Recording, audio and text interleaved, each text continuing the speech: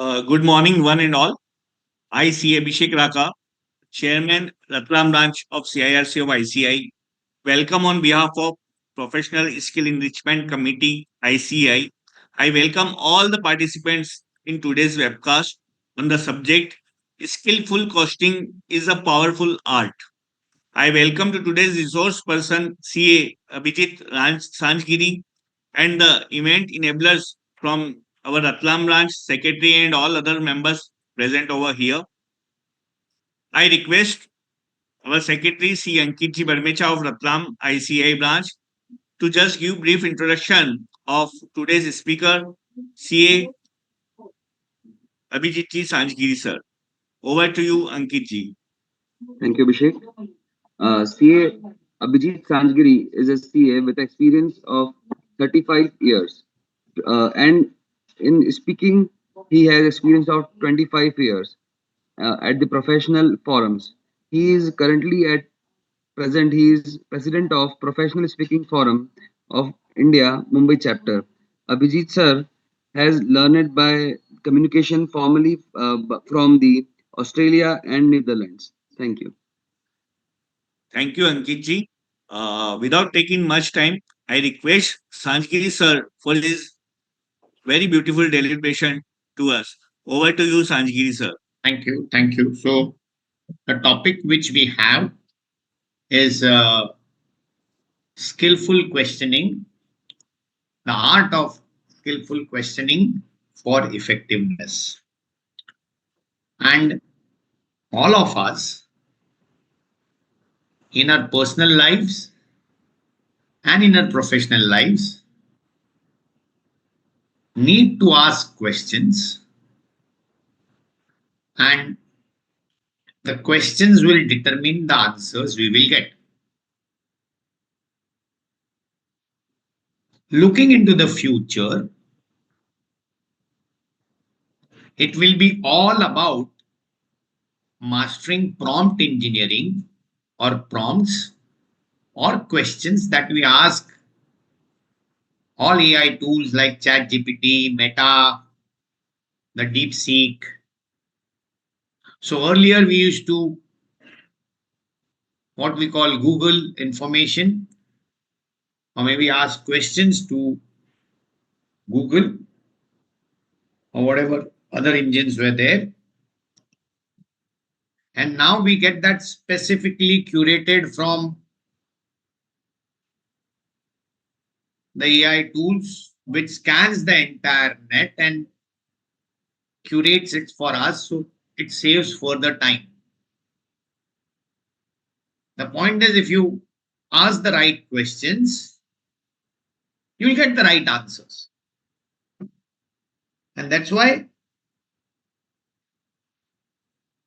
one needs to master the art of questioning. And there are various side elements which go with that. So either you ask questions in written form or you ask questions in oral form. So written form by way of letters, by way of mails. So there, the content, the crispness, conciseness, comprehensiveness, the courtesy will all matter. If you're speaking or communicating or talking or conversing, the tonality, the voice modulation, the pace, the pitch, the posture, the body language will all matter. So, you need to know what are you communicating, why you are communicating mainly, when you need to communicate, where you need to communicate, to whom you need to communicate, and how you should communicate. So the 5 W's and 1 H theory is what you need to learn. Now, as auditors, when we go about doing our duties as, let's say, an audit, we need to get various informations and explanations from the management.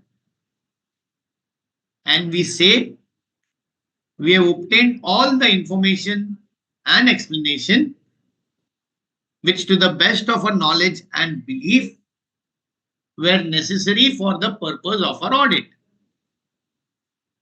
Now, how do you obtain this information and explanation? Obviously, you need to ask, and when you are asking, you're actually posing a question. Now, are we getting the right information? When we mean right, we mean information which is relevant, updated, and complete. Now, once we get this information, we start analyzing, we start reviewing, and we make our own queries out of that. So either we would mail those queries to either the management or those charged with governance, or we will have discussions where we'll again ask them as to the rewards or the responses to our queries. Now again, these would be in the nature of questions. Now, depending on the questions you have asked, based on what the recipient of the questions has understood, he will answer. Now, again, the response may be incomplete, incorrect. You have asked one thing, he's answered something else. He's answered something which is not relevant or which is dated. So that you once again have to go back and ask him further. Now, that costs time. And we as auditors all work within deadlines, especially somebody who does bank branch audits would know. They got to do a lot of work within 10 days. The signing date is fixed. So how do you extract the relevant information in the short possible period of time and obtain the sufficient and appropriate audit evidence as is needed to conclude that the accounts give a true and fair view and are free from material misstatements, say in a statutory audit, and if it's an internal audit, whether the controls are effectively in place to mitigate the risks at a level below the risk tolerance limit set by the organization. So depending on the nature of our assignment, we have a particular goal. To achieve that goal, we would need to plan our work and actually conduct the verification, observation, confirmation, reconciliation, all the tools and techniques what we have to complete the assignment.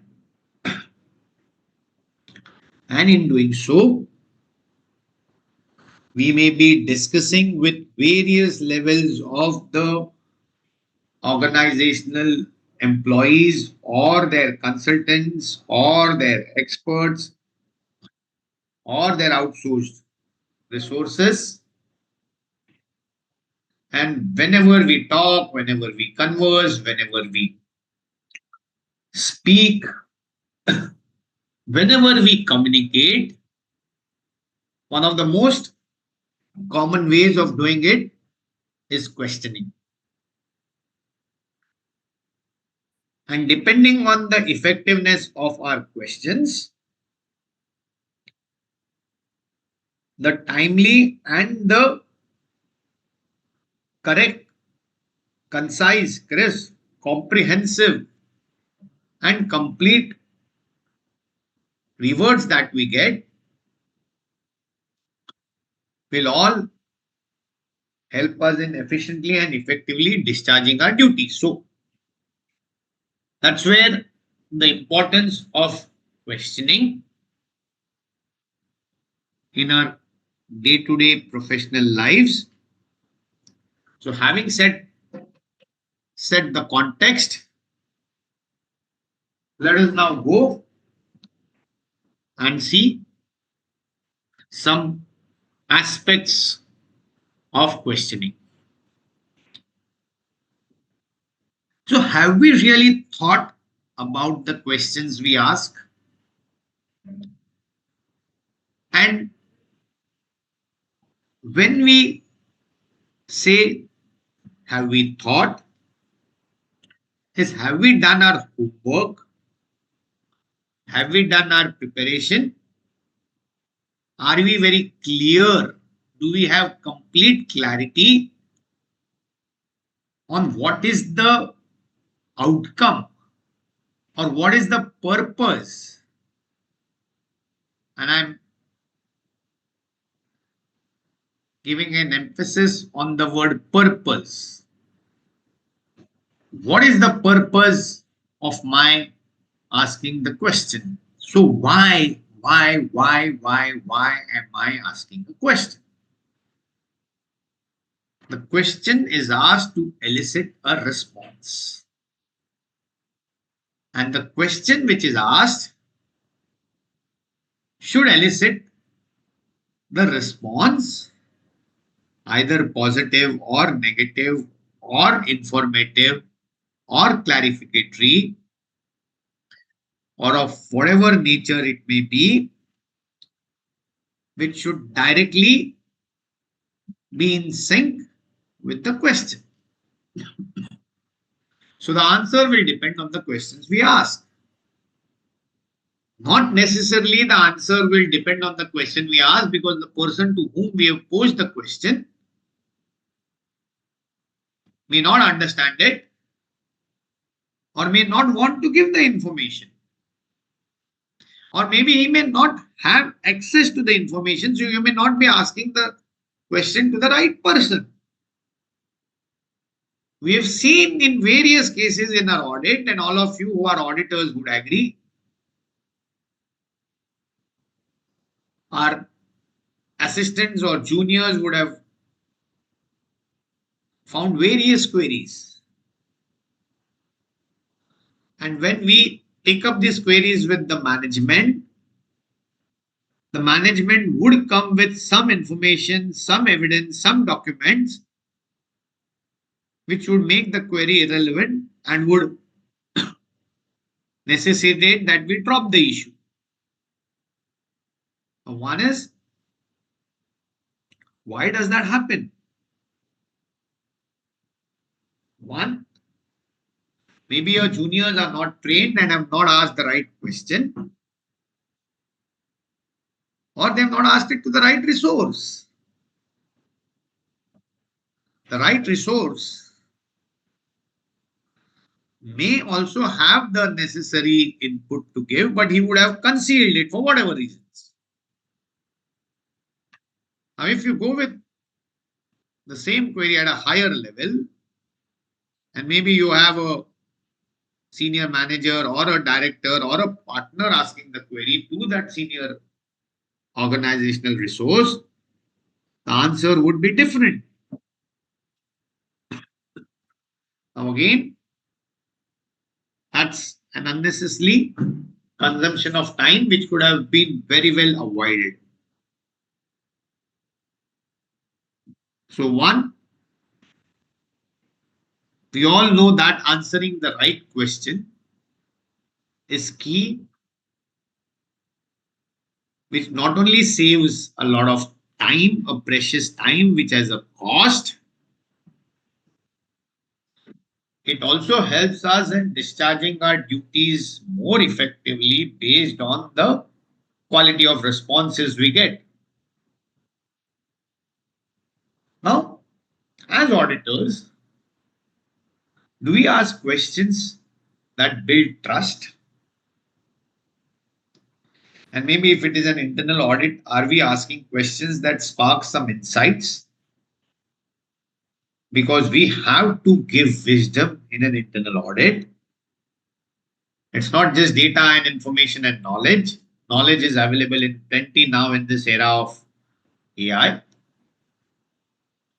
Wisdom is the practical application of the knowledge. So, are we giving them wisdom, which is enriching and enlightening, which is what they can implement to solve their pain point or a problem? So, are we providing solutions? And for providing solutions, we need to understand their real problems and pain points. And how would we understand? It's obvious. We need to speak with them. We need to ask them the right questions. We need to converse with them. We need to discuss with them. We need to brainstorm with them. And whenever we do these activities, questioning comes at the core of all of these. Now, the question of rapport, the question of trust is key so that the client understands our responsibilities and also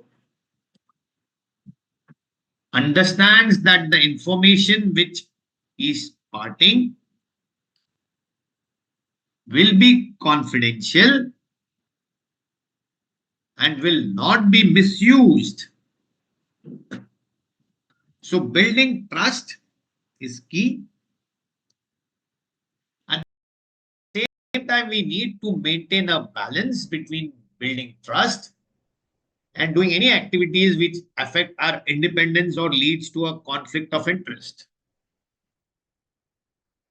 So while trust and rapport building is essential, we should not get trapped in the threat of familiarity or someone's relations have become too close for us to write anything adverse in his area or what he is supervising, reviewing, monitoring, and has an oversight on.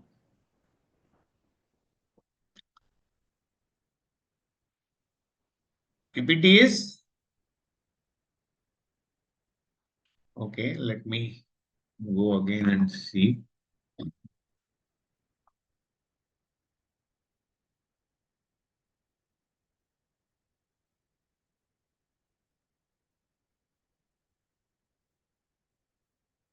Is it visible now?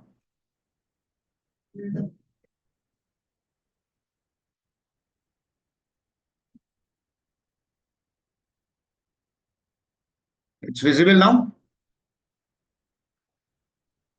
because I've shared it now. Yeah, fine.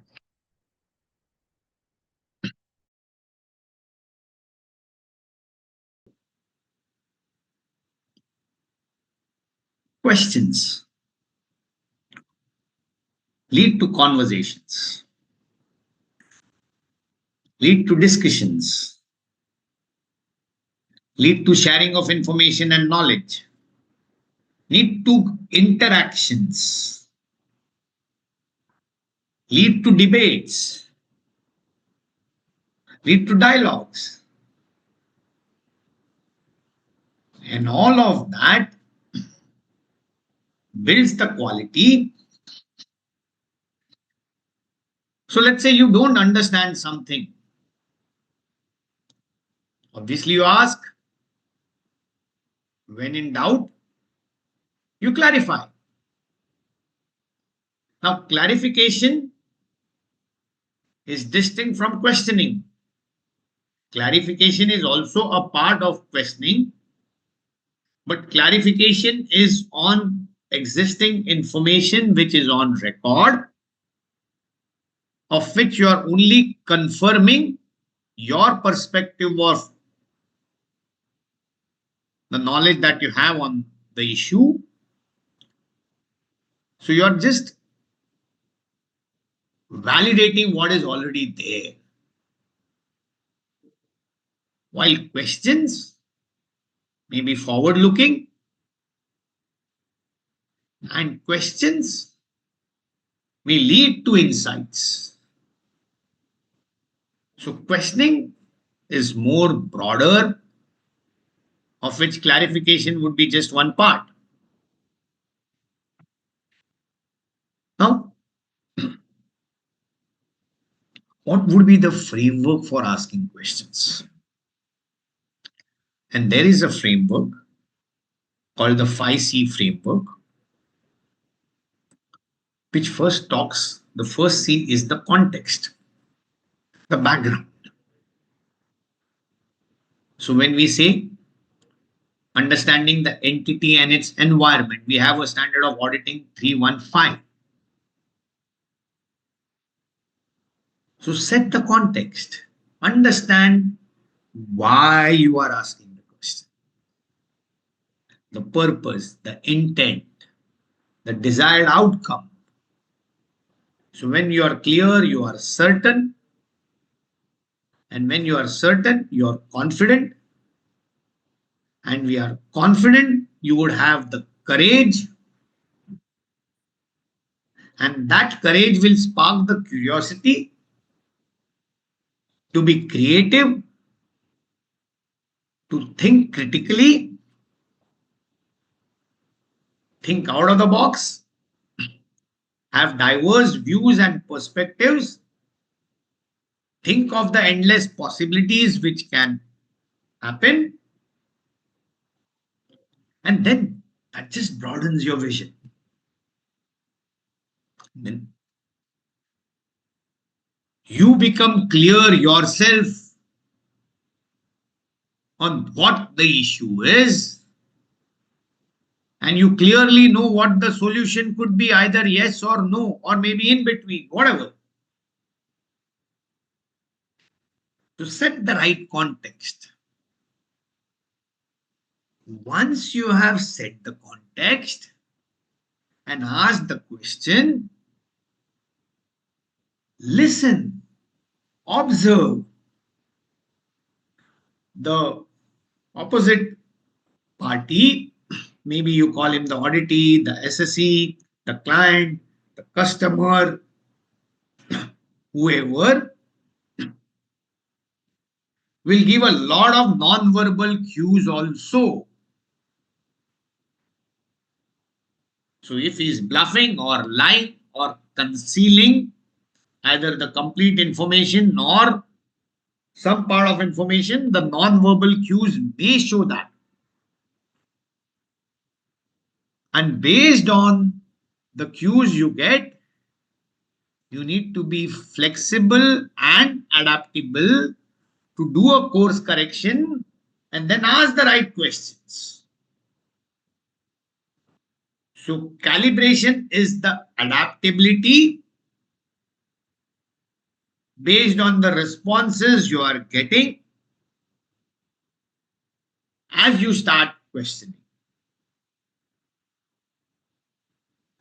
And as you have set the context, as you have done the calibration, you would really get more clarity towards the final desired outcome or the purpose or the intent of your question. So clarity comes as a result of the responses received after you have set the context and calibrated the questioning based on the responses or how it was going at a particular stage from start. And then having got the clarity, you challenge What if? Why not this? Why only this? Why not that? So, what could be the various solutions to a problem? You eliminate all the options available, and maybe whether you are choosing the right option. So, at times when we frame something or we want to get to a solution, we we adopt a theory known as the seven thinking hats. So, if seven people wearing hats of different colors and each color represents a certain mindset or a frame of mind, someone is positive, someone is negative, someone is questioning, someone is verifying. So, you have a team mix which cooperates and collaborates so that they co-create and co-elevate each other so that they get a more comprehensive holistic solution. The sum of all is more than the individual sum of its part because of the cohesiveness. So challenge is once you have freeze at a particular solution or narrowed down to a particular solution, see whether others equally or better or more effective solutions could be possible. So test all the hypotheses. And once you have tested all the hypotheses, then is your final closing or the conclusion. And then that's the collaborative part. Let's say at a stat audit level, you found a query which can either lead to a qualification or an adverse report, or maybe it could be a disclaimer because you've not received the information. But do we really collaborate with the client? And I'm saying collaboration is not something where we lose our independence or there's a conflict of interest.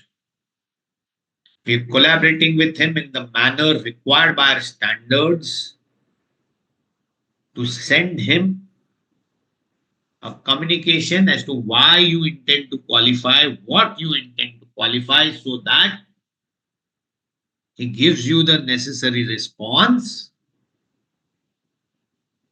And that response could be if he accepts the issue, he would make the necessary adjustment in his accounts so that his financial statements may state a true and fair view and may be free from material misstatements.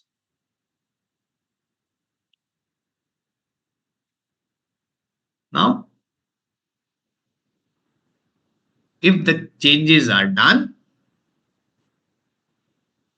on the very basis for which you would have qualified, and the qualification is not warranted.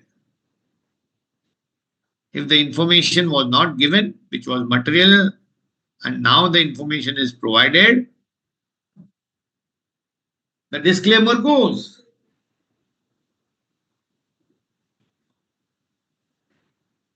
If certain things is not done or done as a result of which the accounts do not give a true and fair view,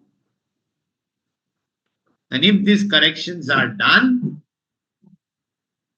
or to whatever extent they are done, the adverse may come down to a qualification or may just go.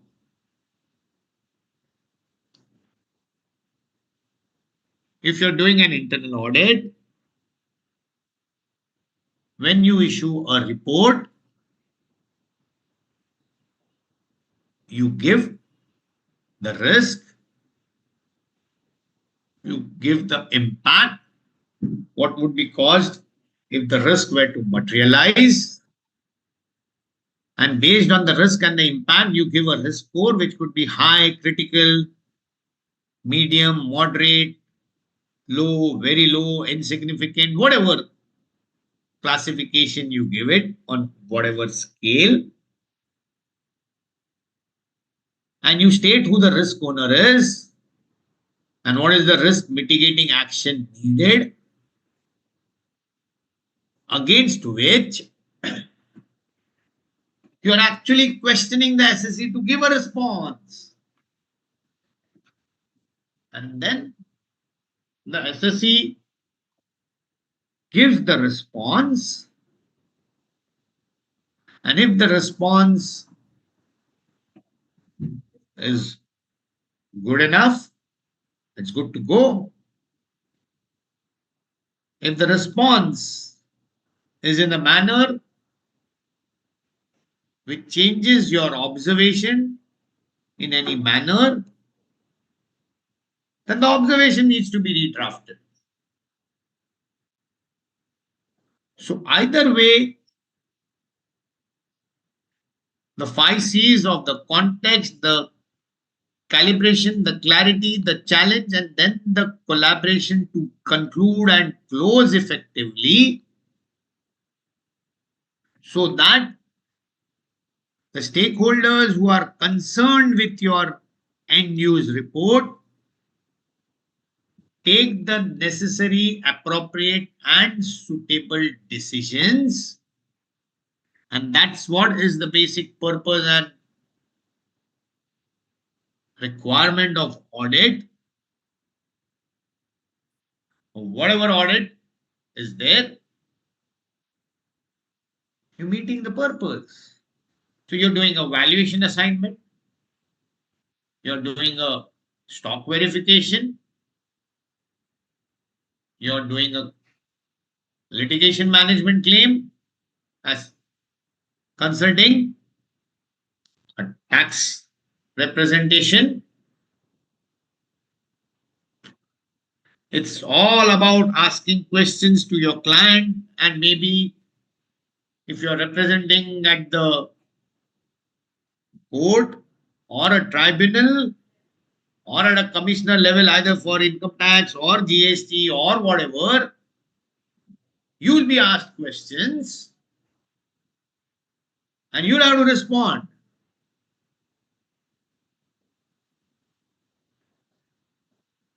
So the response has to be in sync with what is asked. Response has to be correct, and response has to be given with integrity. So thoughtful questions is the base. Think. Look before you leap. Think before you ask. How many times have we gone without preparation and not asked the right questions? What is the impression we've created? Now, based on the questions, let's say we've done some level of good questioning, or we have done great questioning because we are prepared and we are matured and experienced.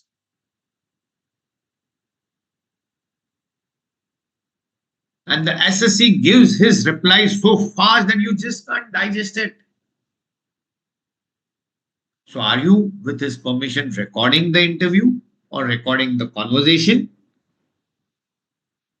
Are you, after the discussion was over, making a minutes and sending it to the person with whom you discussed, asking to edit or correct if anything is factually incorrect? Or how many times when you went back, you're not very clear of what he meant by a particular response? Or how many times after going back, you know that you didn't ask certain questions? Now, while asking those questions becomes imperative, because otherwise you may not discharge your duties effectively, and you go there the second time and ask some missed out questions. And while this may be absolutely necessary and we may need to do it, please ensure that it's not done again, because the SSC may not be there at that time. The senior management would be continuously traveling or not at that place at which you have come. So there would be restraints. So you got to ask the right question the first time. You got to get it correct. And as students, we all cleared the CA exams. And what did we do to clear the CA exams? We answered the questions asked to us. We answered the questions in the same manner what we were supposed to answer. So we placed the questioner or the exam paper setter in our mind and made a mental image of what he's thinking when he's asking and what he would like to get as an answer, which has to be correct. If we write that, then only have we succeeded and cleared our exams and become CAs and become eligible to either me to speak or you to listen and participate and converse. So we all are a product of questions at each and every stage of our career. And these questions have shaped us truly become who we are.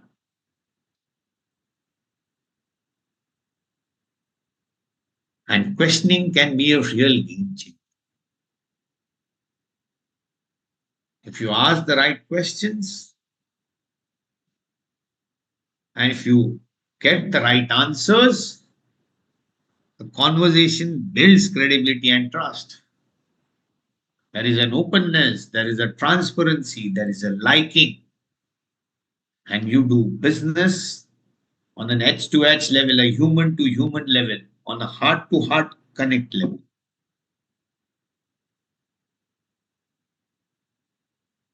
Avoid assumptions while questioning.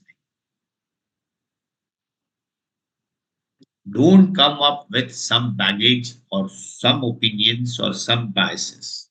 Go with an open mind. Go with the flow. Foster openness. Be receptive to receive information. Don't have a block when you start. And make the person who's answering completely at ease. Do not intimidate the person who's answering. So these are simple hacks which you could do to ask the right questions. Reduce ambiguity. And why does ambiguity happen? Because people on the other side also do not have the patience to listen to the full question. We are living in an era where it's the fastest finger first. And even before you complete the question, the opposite side has switched off maybe halfway and then made an assumption of what the question could be and answered. So he switched off for the balance part. So your role is to reduce ambiguity as far as possible when you question. Ask simple questions, either open-ended or closed, depending on what the situation is and what do you want. Ask questions which provoke thought and discussions. Be crisp, concise, and clear on what you are asking. And stay curious. Have an open mind. Be mindful of the present. Do not criticize either before, during, or after. For whatever reason, you may have asked a question into three parts A, B, C, and you would have got answer only for B, and A and C would be missing, or you would have got answers for A and B, C would be missing, or A and C, B would be missing. Ensure the questions are understood and the responses received are also what you wanted to receive.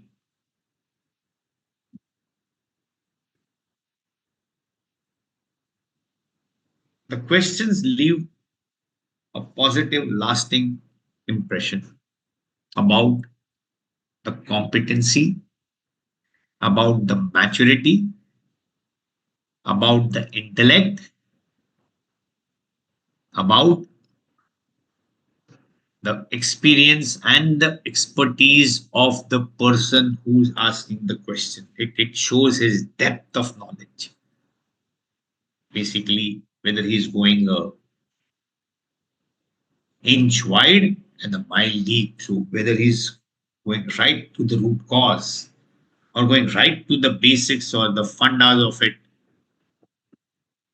to really provoke ideas, to provoke the right thoughts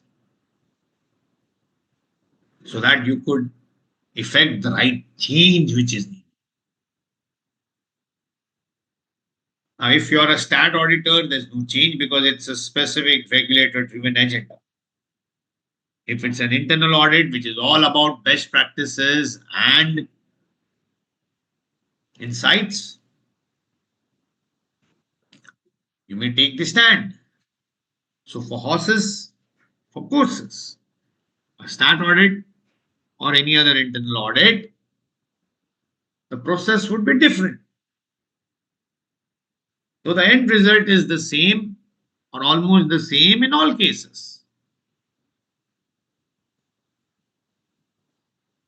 So, go deep, speak with integrity, ask with integrity, have an honest, open dialogue. Be frank. Don't be too curt. Don't be rude. Don't be arrogant. Just because you are in the position to question, do not let your ego get the better of you. Stay humble, stay grounded.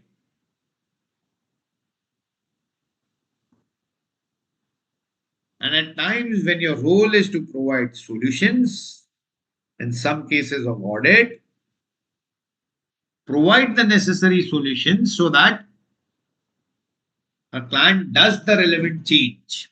And the purpose is solved. So, the science and art of questioning. It's all about being ourselves. It's all a coordination game between the assessee and me, and maybe my peer review partners. And when you talk of the assessee, it could be his functional heads or the chiefs. So it's a coordination between various departments, or it's a coordination between various teams, intra team, inter team, to be truly authentic and go about effectively discharging one's duty. Now, when you ask, as I said, you observe. What do you observe? You do a mind reading of others, basically those whom you are asking questions.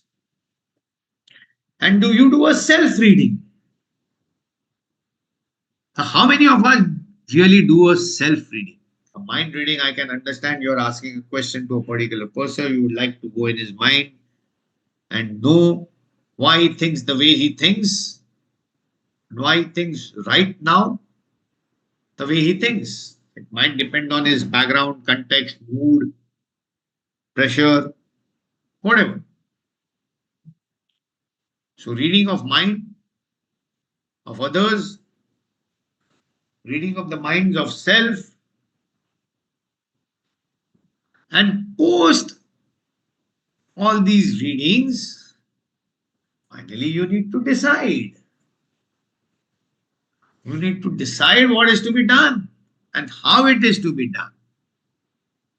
So whether you are giving a unmodified clean audit report or whether you are qualifying, so will depend on the data information received, and that's where you need to make a big decision.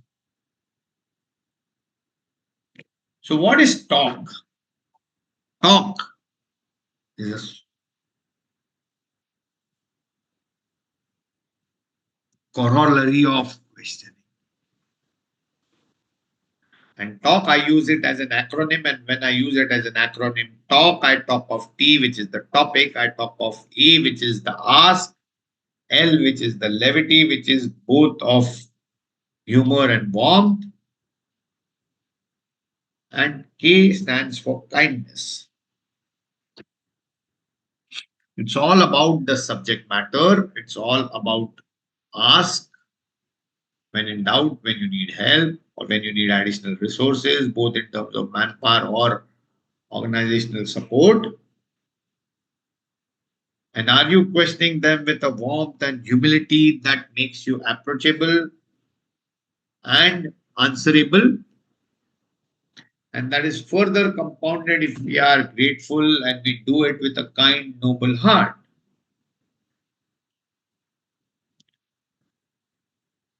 So please remember this acronym TALK, and maybe in forums when you can use it, please do so.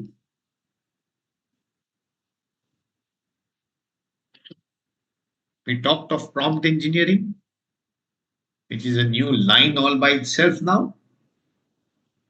It's asking the right question to AI, so AI also doesn't bungle up and comes with a very, very sharp, laser focused, crisp reward.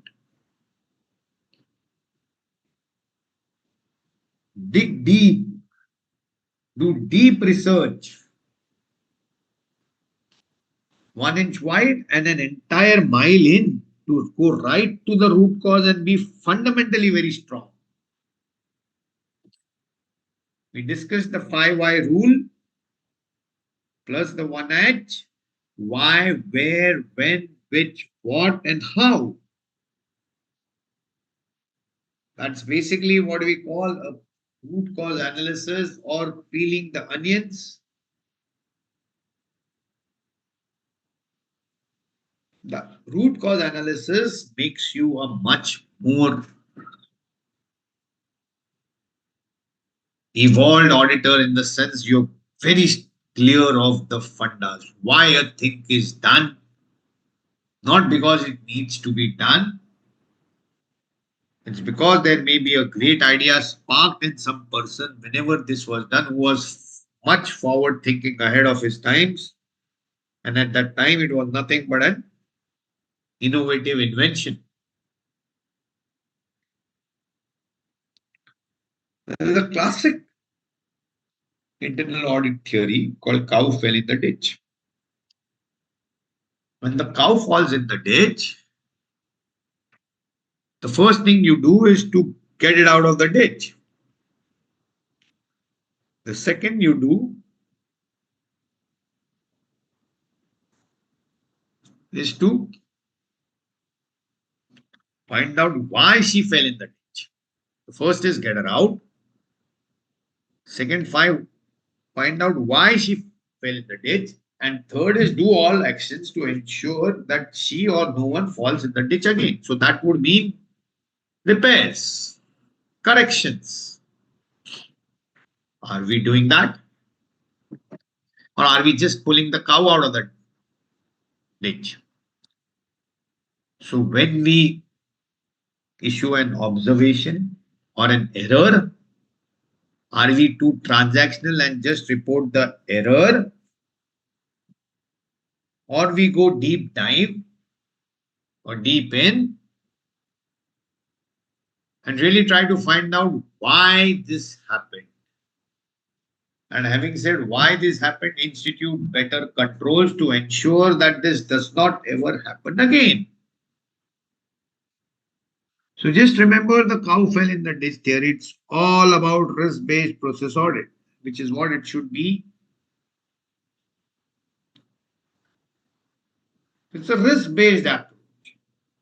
You consider all the perspectives of probability and impact, and based on that, you go ahead. Risk is what can go wrong. Anything can go wrong anytime, sometimes, or every time. So you need to be slightly more insured than what you are and keep that cushion or a hedge to either protect your finances or also protect your mental health. So the doctor asks you questions when you go. Any professional, the lawyer, if you're going to file a case, he will ask a lot of questions. So being questioned is inevitable. Questioning others may be a choice. But whatever you do, ensure you do it right.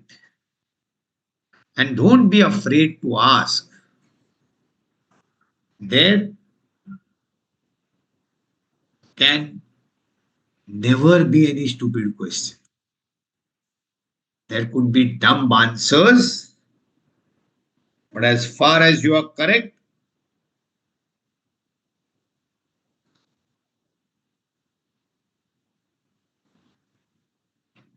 the questioner has to think is always right and question freely.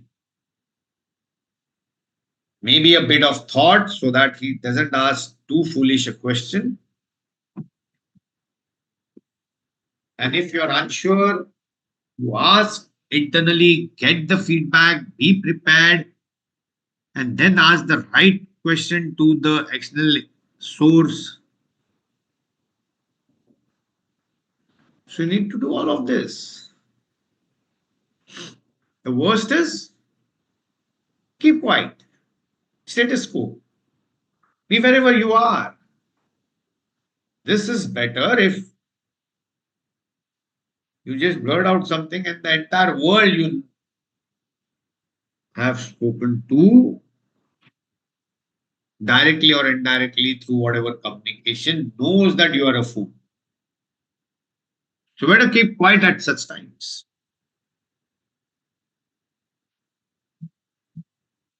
So we go further into the art of reflecting from the questions we ask. And there are a lot of questions which we ask ourselves. And some deep spiritual questions could be, what is success? What does success mean to me? What is my purpose of life? Who am I? Why am I here for? We're living in a world which we call as a VUCA Vani world, a world which is volatile, uncertain, complex, and ambiguous. A world which is brittle, anxious, non-linear, and incomprehensible.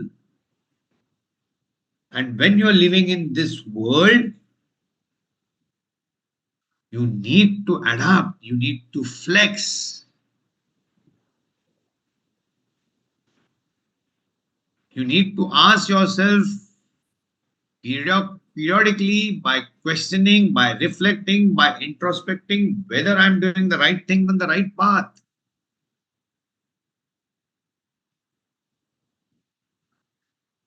In a lot of cases, the students who don't clear in the first attempt and take multiple attempts, they lose faith, they lose belief. What is the self talk? What is the self questions they ask themselves then?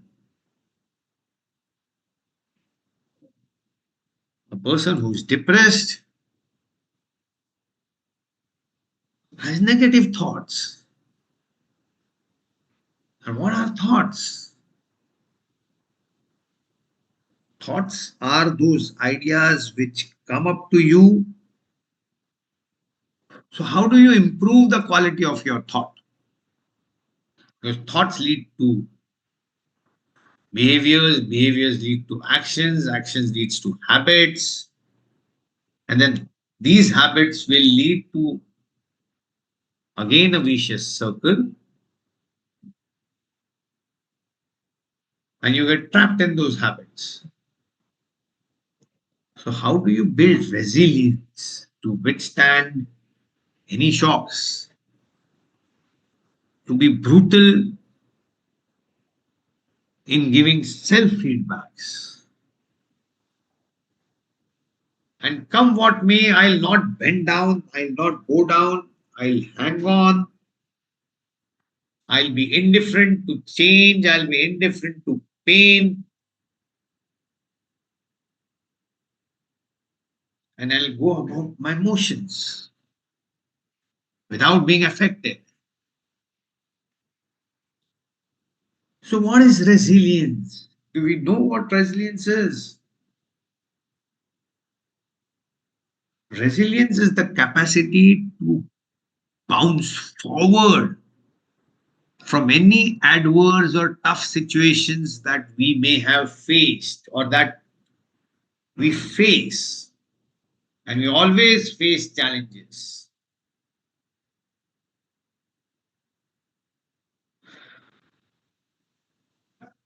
So, are we self reflecting? Then, what do we mean by self reflecting?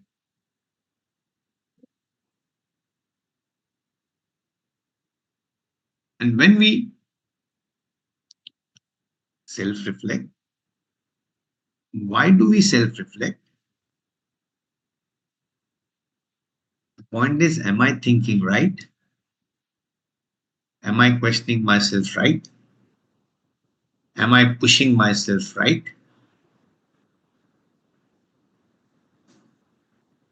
And some of the questions can be when you make decisions, especially when you need to make tough decisions. And we had this classic case, which is in the Bhagavad Gita in front of us. When they say you do your dharma, and doing your dharma is the karma.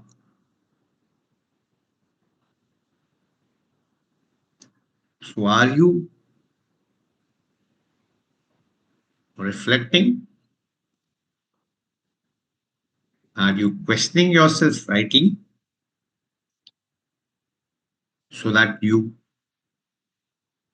take the right decision with a very clear conscience, with value and values, and being factual, being honest, being truthful, being empathetic, and at the same time being correct, being legal, being ethical is what we as professionals need to balance. And we should not be biased, judgmental, or opinionated and nor do we favor anybody. We do what is right.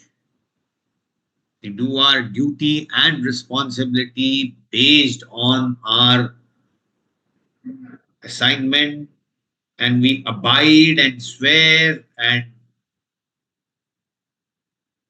stick to our code of ethics. And this VUCA Valley world will test us numerous times and we need to adapt.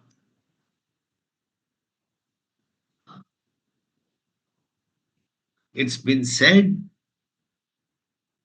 that the ones who will survive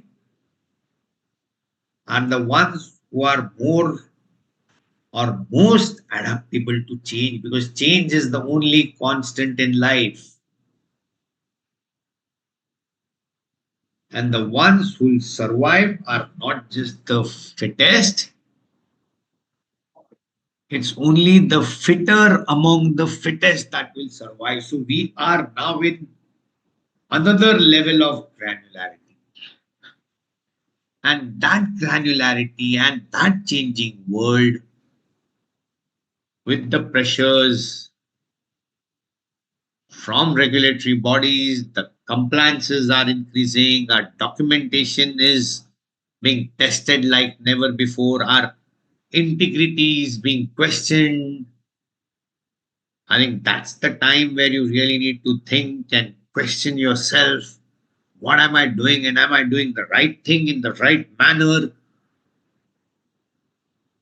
as is expected of me as an experienced professional who swears by pride of service before personal gain? So, what is the value you stand for? The value of competency. And what values back this value? Is it the value of integrity, humility, grace, kindness, politeness, courtesy? So, all of these you need to take into account. And when you need to adapt, you need to flex, you need to change, you need to move with the times.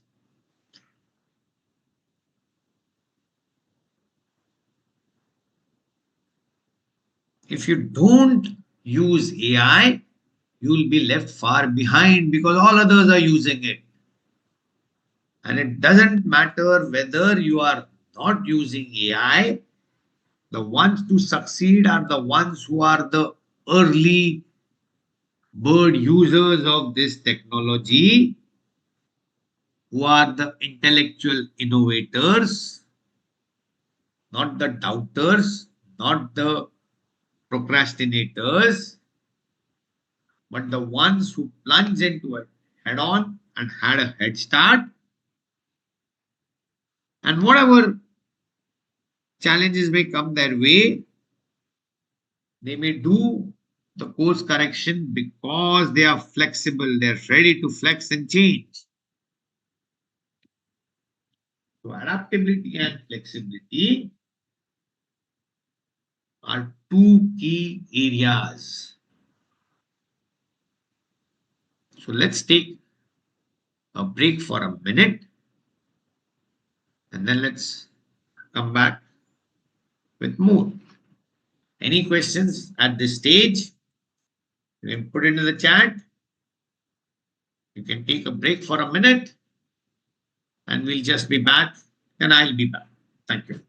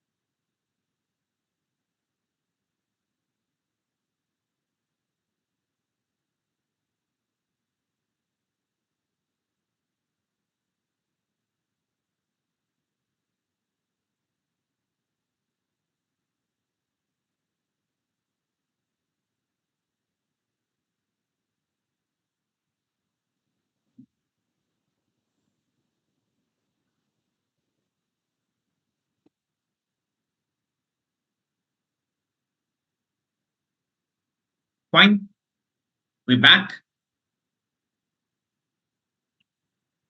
Now, how do we adapt to the changes?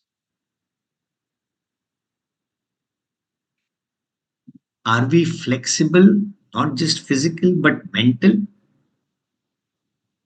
And mental flexibility is considering the diverse perspective and solutions which are available. Are we considering all the options we have? So, are we thinking? Are we questioning? We are thinkers and we are questioners all the time. The point is, we do it in such an unstructured way that we don't even know we are questioning ourselves. Just see that you give a structure to it. Just for a week, journal what you thought, and you would know that there were some questions that you pose yourselves all the time. And that's the beauty. We do it subconsciously, unconsciously. Why not do it consciously? And that's the skill we need to master. Be conscious of the questions we subconsciously or unconsciously ask us, and we create in our thoughts, which lead to our ideas, and then the beliefs, actions, and all that. And when we talk of resilience, are we emotionally resilient? We need to manage our emotions well. It's all about being empathetic, being self aware who we are as an emotional person. We need to be aware of the emotions of the other person so that we connect on the same wavelength. We give the right vibe. We create the right trust. We build the right energy. And at times it's an exchange of energy between two people. It's what we call instant chemistry. And when that chemistry matches, I think then that's magic where you just get connected at a much deeper level. And then that's the strength and the depth of the relationship which carries it. And as an auditor and an SSE, there may be a mutual respect and understanding of the work of each other. So while I have a responsibility, I need to respect the responsibility of the other person. So we write, this is the auditor's responsibility, this is the management's responsibility. Both of them understand their responsibilities and they coordinate and cooperate and collaborate to issue the right financial statements which are free from material misstatements. The management prepares, the auditor validates, and the right situation is it's a complete unmodified opinion, and that needs trust. Trust from management to change the financials based on the auditor's views if he's right, and then he's to communicate it well so that it comes out rightly and makes the necessary changes to show the real picture that it is without a modification. Change and uncertainty are a part of our lives. We fear the uncertainty more. Why should we fear? The fear of losing something, our reputation, our money, our title, and all of these is based on the questions we ask ourselves, the negative thoughts. the lack of a growth mindset, the feel that not abundance.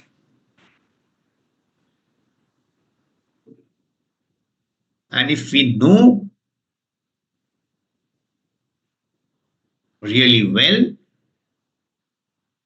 what we need to know, if we know really well what we need to know, then the clarity will make things happen.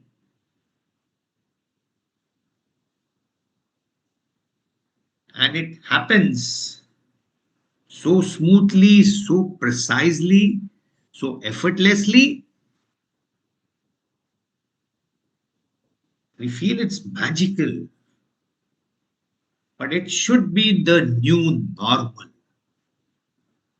So, what's the new normal? The new normal will depend on the mindset you have, the mindset will depend on the thoughts you have, and the thoughts you have can be shaped by the questions you keep on asking yourself and reinforcing the limitless potential you have in you to do something great. So make behavioral adjustments. Step out the negativity. No irritations, no anger, no jealousy, no hatred, no ego, no stress, no tension, no worries. Leave out all the negative components. Be positive. Ask yourself the right questions to fuel your growth. And then the learning agility. Are we learning? And when we are learning, if we don't know, do we have the courage and the curiosity to ask the right questions? And the right questions not just shape our knowledge, they also shape the knowledge of the participants also who are there, or the entire team who is there. Just stand up, just ask. Just remember, there's no stupid question. Do your homework, be clear on what you need to ask. Just don't ask for the sake of asking. But at the same time, that should not stop you from not asking at all. Ships are the safest, they say, in the harbor, but that's not what ships are meant for. The natural process should be to question. The natural process should not be to keep quiet. So be out there, be in the open, keep on questioning, and just be a human of wisdom. There's enough knowledge. The gap, the real gap is not in the knowing, the real gap is in the doing. We know everything. There's nothing we don't know. If we don't know, there are enough consultants to tell us what is the right opinion or the right judgment or the right thing to do. They also teach us how to do. But are we really doing it? It's the implementation and the execution which is the real issue.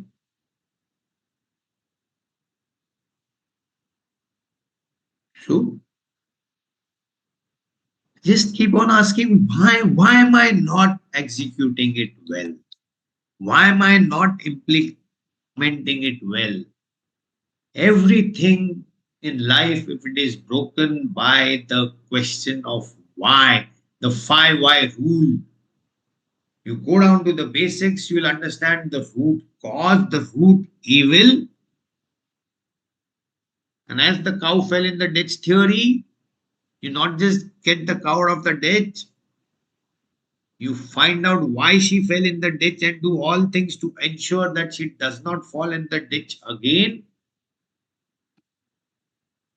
Find out why, what prevents you from implementing and taking the necessary action. We all talk of exercising, having a balanced diet, meditating, read books, maintaining a work-life balance. So we talk of a lot of things.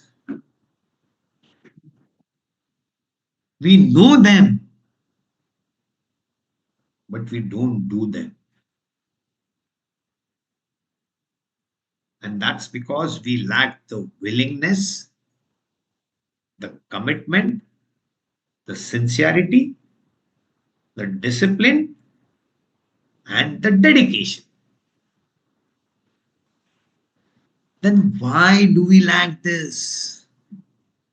Why? You all know they are great virtues.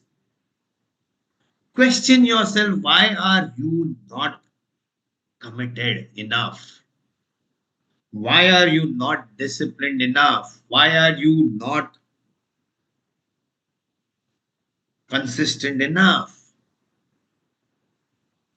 The why question will give you a lot of soul searching answers. Especially, who am I? Am I what my name is, as is given by my parents? Am I the qualification which I had? Am I the years of experience which I say I have? Am I the relations I have as a son, as a husband, as a father, as a brother, whatever, as a friend, as an enemy? Who am I?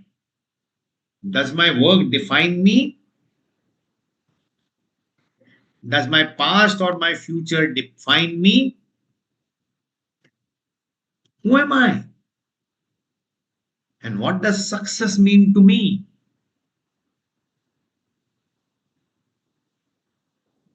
And you might get very spiritual answers at various stages of life based on your experiences, your responsibilities, your financial status, your qualifications, your accomplishments, your spiritual maturity will all lead you to question yourself and have different perspectives. And question yourself, what does success mean to me? Is success contentment? Is success happiness? Is success a peace of mind? Or is success growth? And is success healthy growth? Or is success fueled by an ambition which is derived by greed? Is derived by the sole obsession of earning money where you have enough for your necessities and wants, and there's no end to the luxuries which you can possess and utilize? So, what's your definition of success? And what's the question you're asking yourself? And what's the questions you have asked subconsciously, unconsciously, or maybe consciously?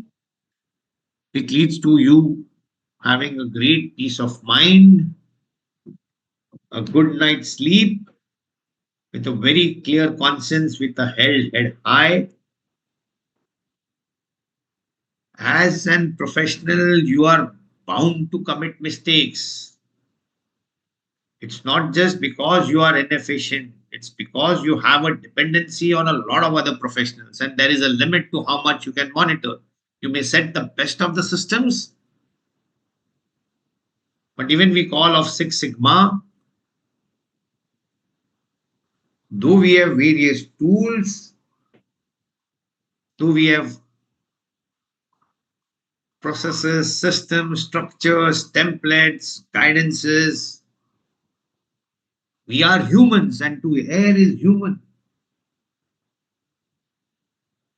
But if there is no intent, there is no mens rea between what you did and you are competent, you can never be grossly negligent or even negligent. The law of averages may make you coming out with a few errors, and it's not that these are justified, but these are inadvertent stray exceptions. And if the intent is absolutely clear, there is no malified interest, I think you could have a very clear conscience and think and have a good night's sleep. So, what could be the different types of questions? Some questions could be reflective.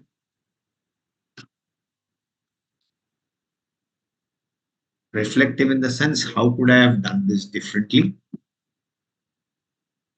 Which leads you to introspection. Some questions would be challenging, where you play the devil's advocate. What if, what this, why not this, why not that? Some questions could be exploratory, probing questions, where you want to go deep, dive into the deepest level of the ocean, as they may say. There could be growth questions, or how this can be used to be better or improve or change or benefit or guide or help. There could be closed ended or open ended questions. Closed ended could be just yes or no.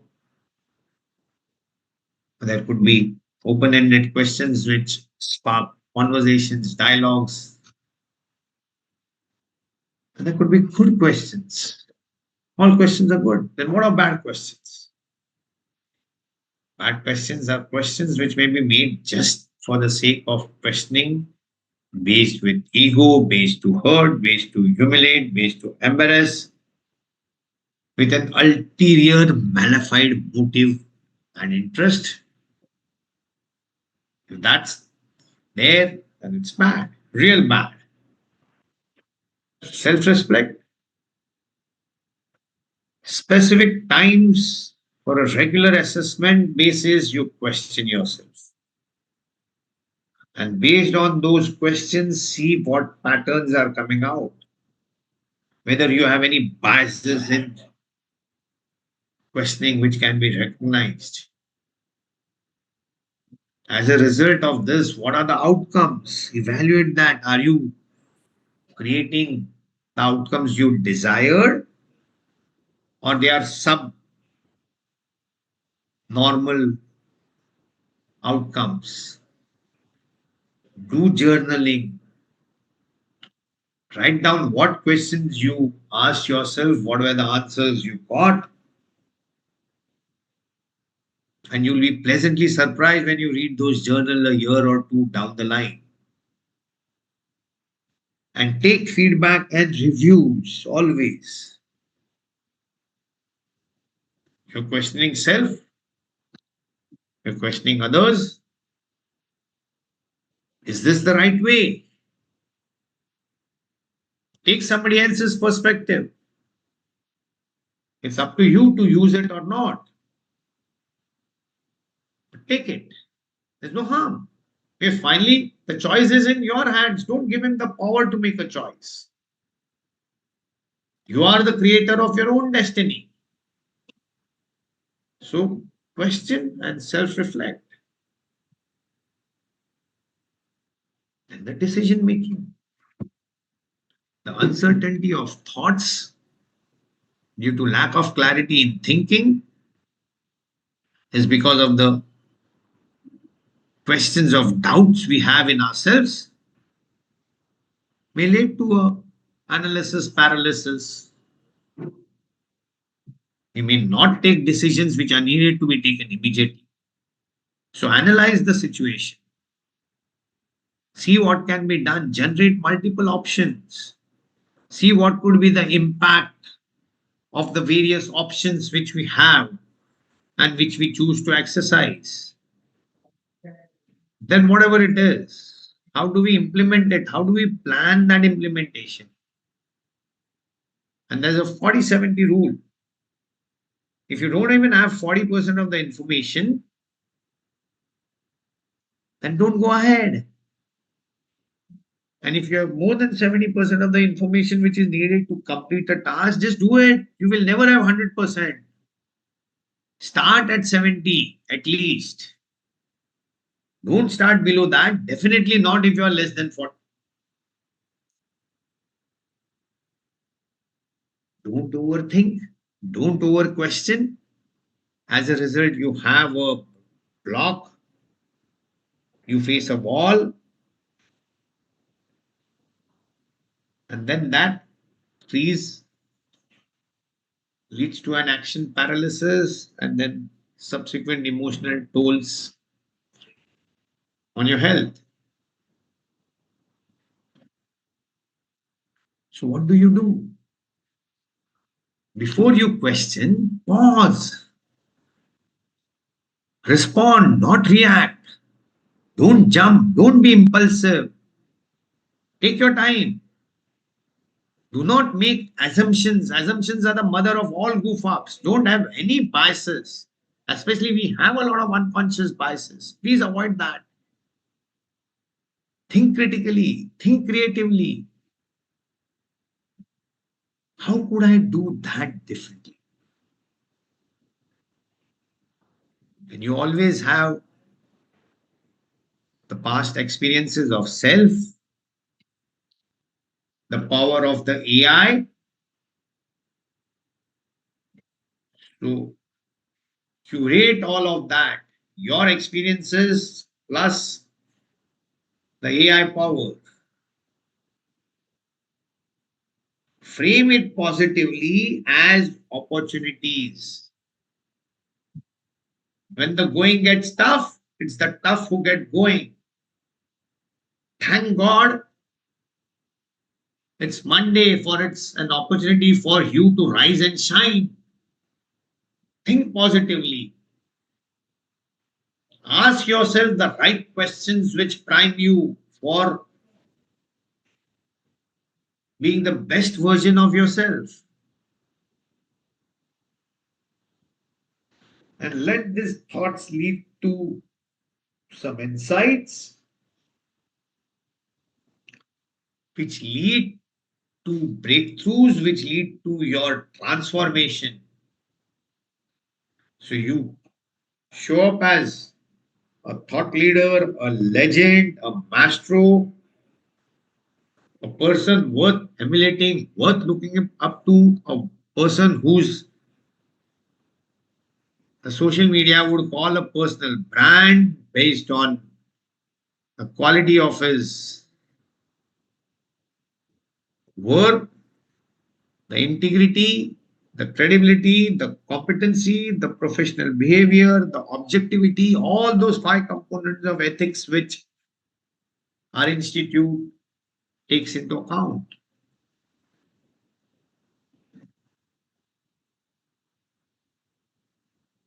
Do not be afraid to change.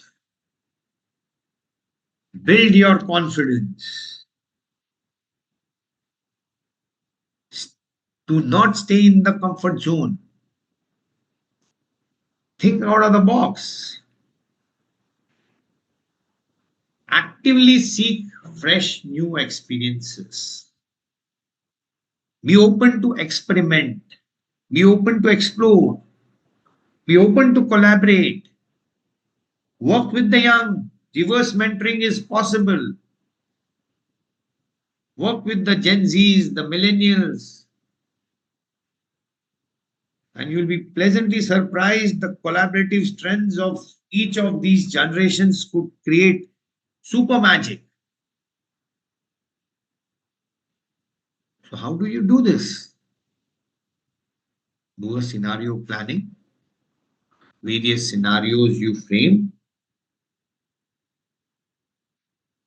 and then you decide which is the best one based on parameters, based on an evaluation framework. You look at a problem from a complete 360-degree angle. Don't be narrow. And when you were faced with such situations and you took a call, capture it in a decision journal so that the central thread or theme of that decision comes out. And that's a valuable, invaluable insight for life, not only for you, for others. Journaling has immense powers. We look at it very simplistically and tend to ignore it. If something is documented, it can easily be reviewed and people can easily give their feedback, which we say is the breakfast of champions. Champions actively seek feedback. You need to have structures and systems in place to first gather the inputs and then analyze them, refine them, come at insights, and then actually implement them. As the Nike slogan says, just do it, just do it. And if it eases you, have templates, have whatever, have handouts, have a checklist, but have a system, structure in place where you do things consciously and not just unconsciously or subconsciously. Things should move. There has to be something which has to be done structurally and then evaluated. Change your lifestyle to form habits. And habits are formed if thoughts are changed. Thoughts are changed based on the questions we ask ourselves are changed or not.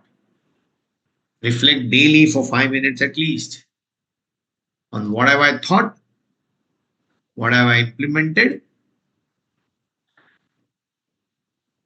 That 5 minute sessions can go into weekly sessions. It can go into monthly progress assessments. It can go into quarterly strategic plannings. And it can go into a yearly review of a vision board. So, how many of you have a vision board in place? So, do you know what you want to be? What is the legacy you want to live? What do you want to say? Or what would you want to be said by people? And maybe you're not there physically, either in the room or maybe on the planet.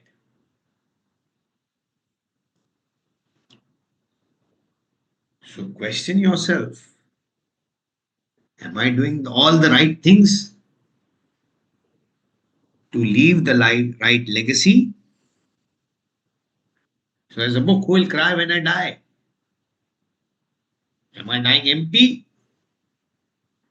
And when I'm dying empty, is have I shared all my thought leadership to the entire world so that I keep on benefiting the generations to come and my ideal, my thoughts carry my legacy forever?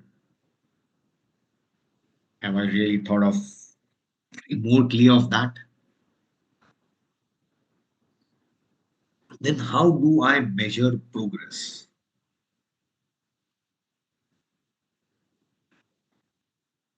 You need to measure because only if it is measured, if it is quantified, it can be improved. So decide your own tools to basically measure. Doing more with less or doing less with more. What is it? It's doing more with less or doing the same with less. If I took 3 months to complete an assignment last time, am I doing it in 2 months now? If I took 3 months to do it with 3 assistants, am I doing it in the same time with two? Or am I reducing the assistance also and the time also without compromising on my quality and abdicating any of my duties and responsibilities? So, do I do it effectively?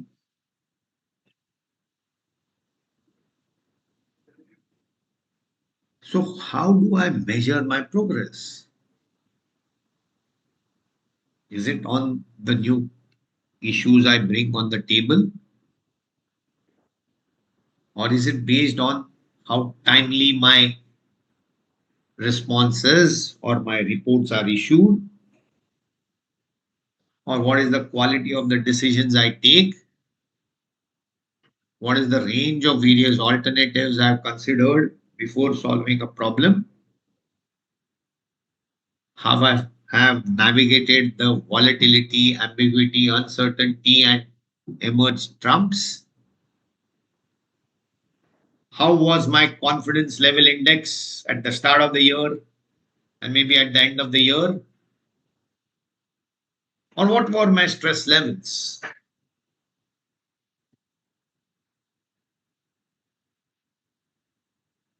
And then finally,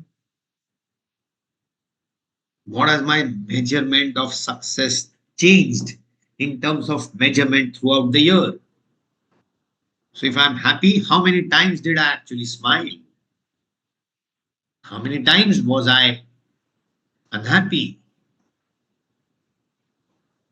So am I noting it down? Am I journaling it down so that it can be measured so I know I can do a pattern analysis of self?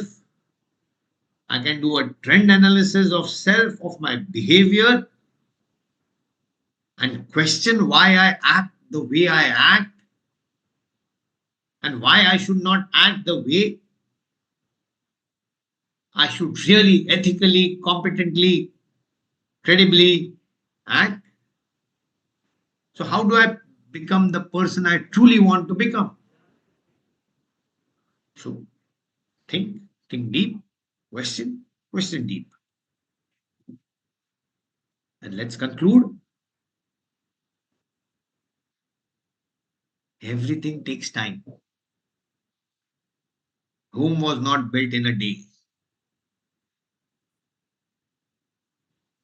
It's hard work and smart work. And you need to do hard work first. And that's where the smart work will come. So it's something which we call the ikigai of life. Are we doing? Are we doing what we like? Are we following our passions? Are we doing what we are really good at?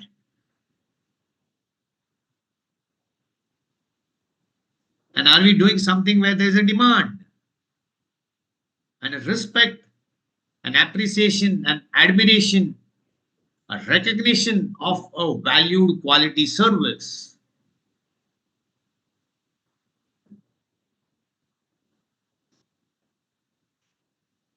Am I making the right affirmations? Am I being positive with a growth mindset? Have I set down my list of the to dos for the year, the resolutions, as I say? And how is my commitment level? Do I get swayed by anybody's opinions, or once I put my foot down, I just don't listen even to myself and just do it. And courage is not the absence of fear. Courage is continuing despite having the fear. You know you are not in your comfort zone, but still you get out of the box, be out of the comfort zone, and that's where real growth or progress will come. Start. The key is to start. Don't be indecisive. Question yourself all the time. Why am I being indecisive? What should I do to be decisive?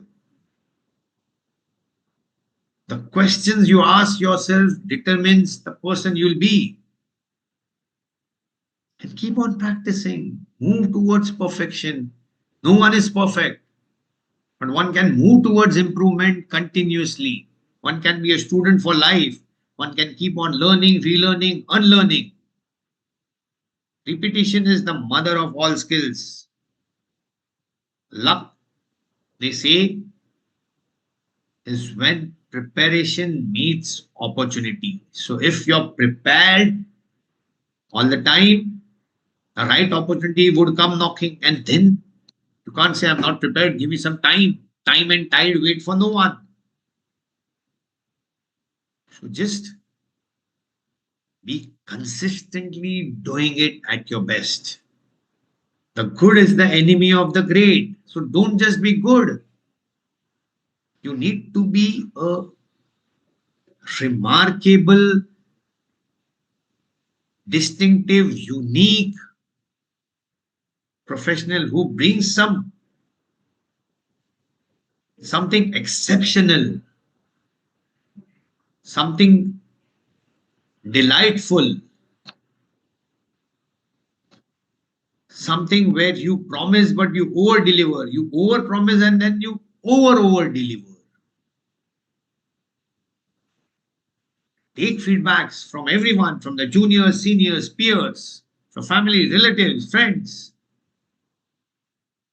You may choose to ignore the irrelevant ones, but ones which really are gems or nuggets of wisdoms for you to improve, just go ahead implementing them. Proximity is power. And proximity, I mean, is proximity to quality thought leadership.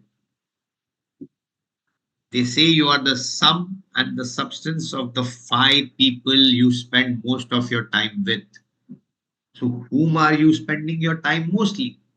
And it's not just your family, your friends, professionally, and even personally. The quality of the people whom you spend your time with will define your positivity, negativity, and your attitude to life and to work. So have a mastermind of terrific individuals, of terrific professionals whom you would always love to emulate. Have a role model if the need be. Have a mastermind which fuels you to growth. Have a mentor or have a coach. Have an accountability partner who takes personal interest and pushes you that you never be off track and you continue on your onward growth journey.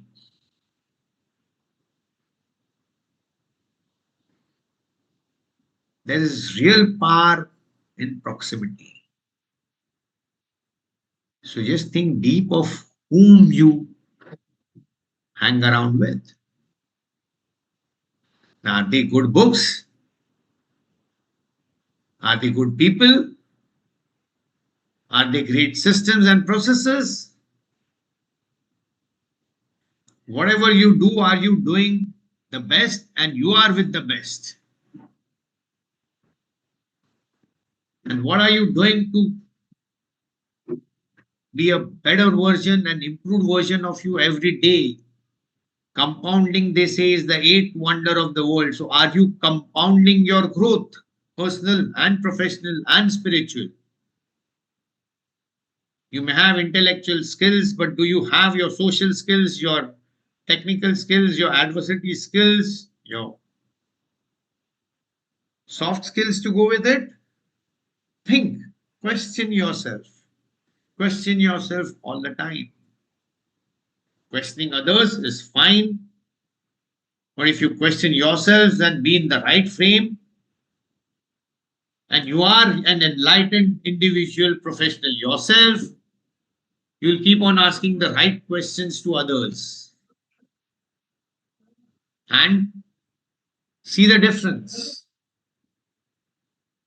And finally, my best or our best is yet to come. We are all work in progress. We are all students in the journey of personal, professional, and spiritual growth. The more we learn, the more we learn that there is still a lot more to learn. So be a student of life, be a student who loves life, and be a student who lives his life with life. Thank you. Thank you so much, sir. It has been a wonderful and honor to be part of this wonderful webcast on this skillful questioning is a powerful art organized by Professional Skill Enrichment Committee of ICI. On the behalf of Professional Skill Enrichment Committee ICI, we would like to extend our heartfelt gratitude to our speaker, CA Abhijit Ji Sanjgiri, for his enlightenment session. Thank you so much, sir. Thank you to the event enablers from Ratlam branch of ICI who enabled the webcast throughout. A wide round of applause and thanks to organizers of Professional Skill Enrichment Committee of ICI and our today's speaker, CA Abhijit Ji, and our stakeholders made the webcast memorable one. Finally, we would like to thank all of you present here and helping us to make this webcast a grand success. Thank you, one, and thank you all. Thank you so much, sir. I believe there are no questions, right, in this format? No question is there. Fine, thank you. Yeah. With this, we conclude the today's session. Thanks Thank to you. all. Thank you. Thank you so much, sir.